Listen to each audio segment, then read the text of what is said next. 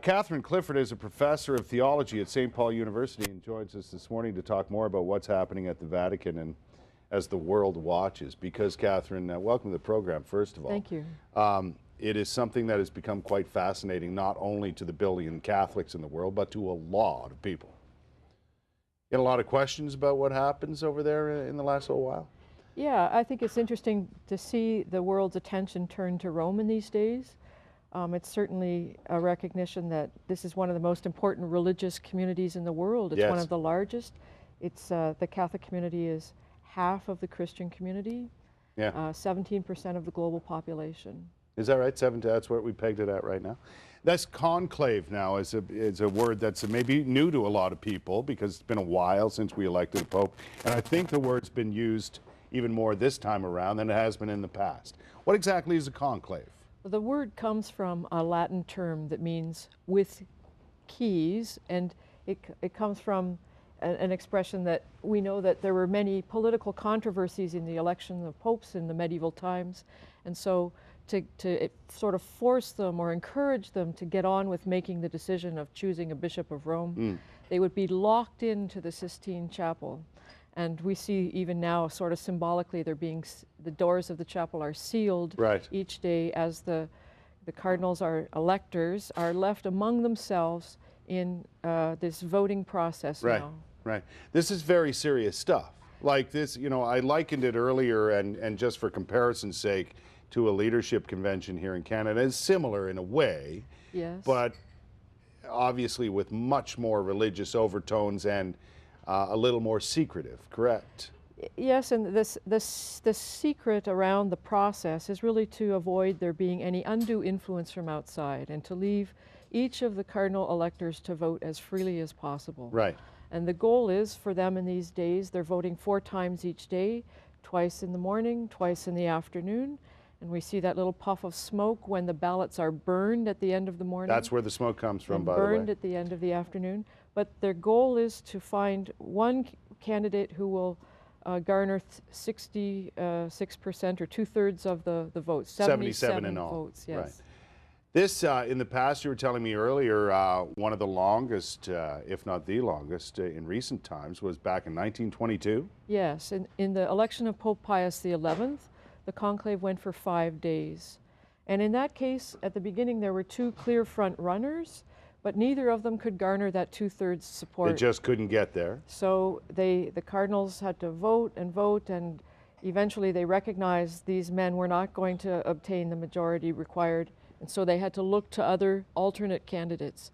And a lot of people are speculating that we might see a scenario similar to that in the present conclave. Because, well, you know, and I know a lot of it's speculation, but before the process began this week, there's a lot of speculation about maybe a dozen names being at the top of the list. Yeah, there's a lot of people have said the race has sort of been wide open. There hasn't been clear front runners, but there are probably 2 or 3 who have a block of support behind them. Right. It remains to be seen whether the 2/3 of the cardinal would get behind those people. Right. I know Cardinal Ouellet, a Canadian, is one of those names that's been mentioned over and over. I don't know if it's just here in Canada that he's been mentioned. There's also a cardinal from Boston, I believe, who's been at the top of the list. Yes. Probably the speculation on the eve of the conclave was that 2 cardinals might be leading with support going in, Cardinal Scola of Milan. Yes. And Cardinal Scherer of Sao Paulo, Brazil, Right. who also has experience working in the Roman Curia. But as alternates, people are retaining names like the name of Cardinal Mark Ouellet or Cardinal Sean O'Malley of the Archdiocese of Boston.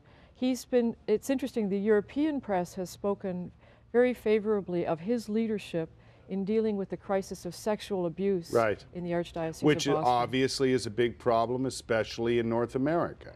Well, it's not just in North America. Is that right? It's a global problem, and it's certainly come to the surface in European countries in the last 5 years in a way that we've never seen it before. So it's recognized now as a problem that the global church has to deal with more effectively. Right.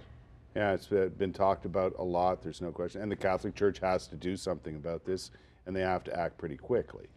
Yes, it's raised questions not only for the response to the victims of sexual abuse, but I think what's troubled many Catholics is the fact that many of their church leaders, bishops, have consistently protected priests more than they protected children and vulnerable adults who were Right. victims of abuse. The flock, as it were. There's a concern that we haven't fully understood the dynamics of abuse and the questions of accountability. Quickly, what do you expect to see in the coming votes? There's 2 more votes this afternoon. Are you expecting today will be the day, or as you pointed out, will it be a longer period of time? I suspect this might take longer. In recent times, the average number of votes has been 7. The Cardinals are voting 4 times a day. So we may see a result tomorrow. It's very hard to tell. Some of the Cardinals had said they themselves expect that this could go much longer and into the weekend. Really? Wow. Be interesting to see. And Yeah. as you mentioned, and as we've talked about here, this process has certainly garnered a lot more attention, it seems to me, than in previous elections of popes. Yeah, well, I think it's a moment when we see in Catholic consciousness a much greater awareness of ourselves as a global community, and the world community is also watching. Yeah. It's funny, you talk to different people out on the street. More and more people find this so interesting. There's no question about it. Catherine, thanks for your time today. My pleasure. Appreciate it. Professor Catherine Clifford from St. Paul University, a theology professor there.